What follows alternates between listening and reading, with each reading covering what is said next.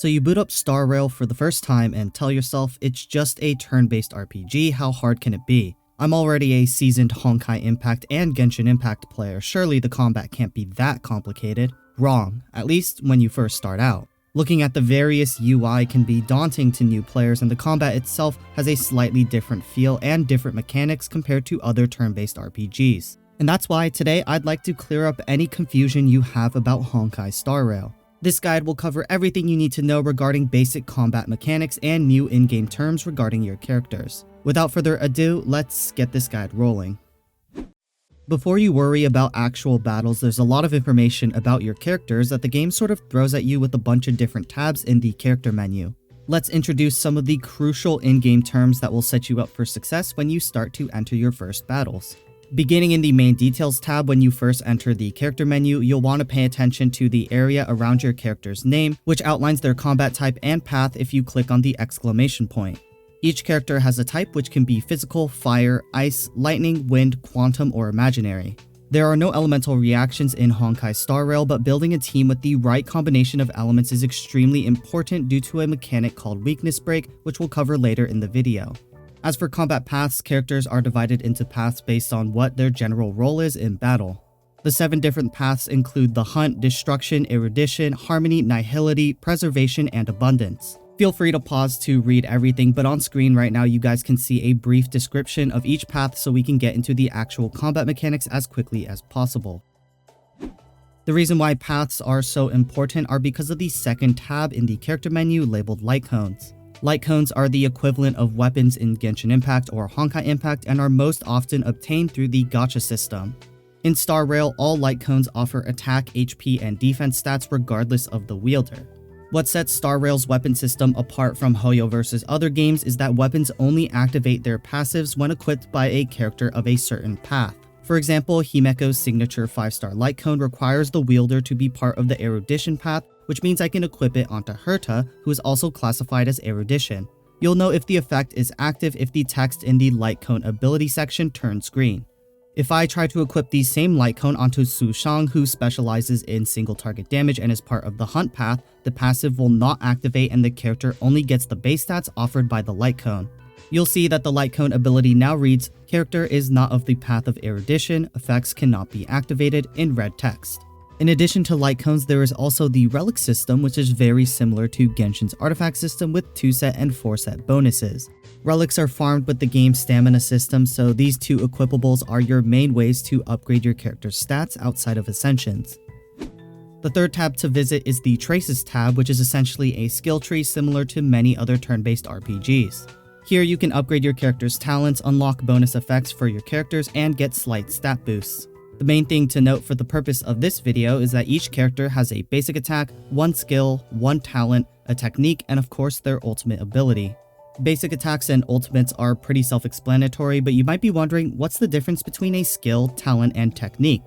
Well, the simplest way to put it is that your skill is an active ability for when you're in a fight, your talent is a passive effect that is usually gated behind a condition in battle, and your technique is an overworld ability that you can use when initiating a battle.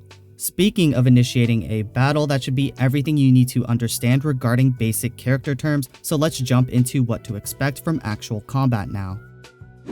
Before you even enter battle, you can already gain an advantage by ambushing enemies. More often than not, the player will initiate battles themselves by basic attacking an enemy wandering around instead of waiting for enemies to notice them.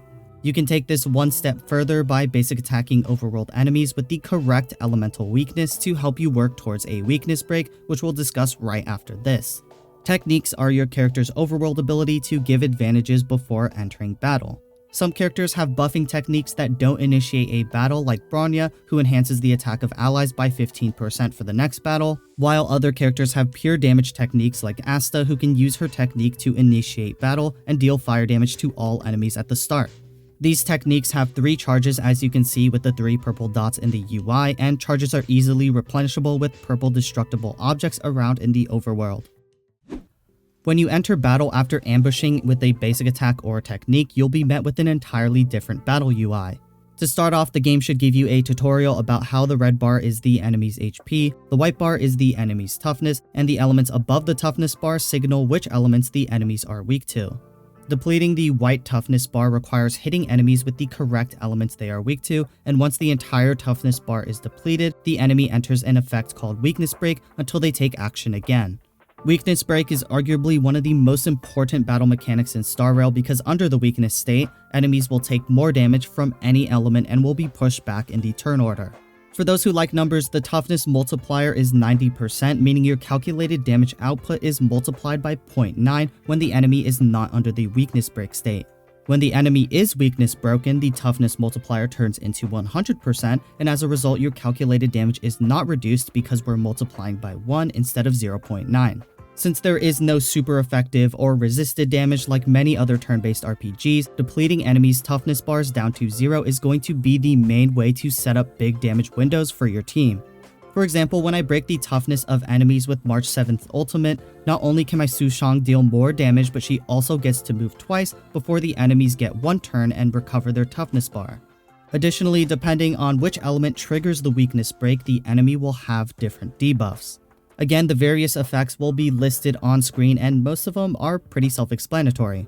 The only extra mechanic that I really need to point out with Weakness Break is that for some reason with frozen enemies, when they thaw out of the freeze effect, they actually don't recover their toughness bar, which gives you more effective turns for your DPS window.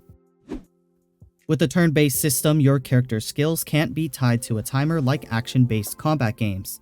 Instead, Hoyoverse has decided to limit your skill usage in battle through a skill point system. Next to the skill and basic attack buttons at the bottom left of the battle UI, your team shares up to a maximum of 5 skill points. Basic attacking an enemy with any character will restore one of these points, and of course using a skill costs one of these points, so it's best to pay attention to who needs to use their skills and who can afford to replenish skill points for the team. No matter if your character basic attacks or uses their skill, energy can be generated by landing hits on the enemy. You know, I would probably say it's pretty hard to miss the giant energy spear next to the portrait of your characters, so once you notice that this spear is full, that's how you know your ultimate is ready. What makes ultimate so powerful and what makes Star Rail into such a unique turn-based RPG is that ultimates can be used at any time. You can interrupt your teammates or interrupt your enemies and immediately cast your ultimate after the current target finishes their move. This mechanic opens the floodgates to infinite amounts of strategy when it comes to turn order. For example, if my Su Shang is a fast DPS and my March 7th is a slightly slower support, I can use March's AoE ultimate to trigger Weakness Break on enemies to set up for Su Shang's turn. You can also use this mechanic to break the toughness of an enemy that's about to move to delay their action only if one of your characters is set to move right after them. You might be able to buy time to heal, set up defensive buffs, or just kill the enemy outright if the next character up has enough damage. If you need to know who moves next and plan out your ultimates, then the left side of your screen will outline the battle's turn order, where a lower number means that a unit is closer to moving next. Typically, weakness breaking an enemy increases their turn order value by around the range of 20 to 30, so if the enemy has a turn value of 10 and your other characters have turn values of 60, don't expect to move next despite applying weakness break. One more thing to note is that if you're ever confused about what enemies do or you can't keep track of all the effects that you and the enemies have, you can always click on the character tab at the bottom left of your screen or the enemy tab at the top. All of the handy information regarding character and enemy profiles, as well as buffs and debuffs on each unit in battle, are neatly displayed for you to read up on. With that, if you'd like to see more Honkai Star Rail content, definitely let me know down in the comments below, and subscribe to my second channel, Rail Extras, which will be linked in the description. I might make more Star Rail content on the second channel in the future, but for now, thank you to Hoyoverse for giving me the opportunity to get this guide out to y'all for the game's release, and I hope you all found this video useful. As always, I'll see y'all in the next one. Peace.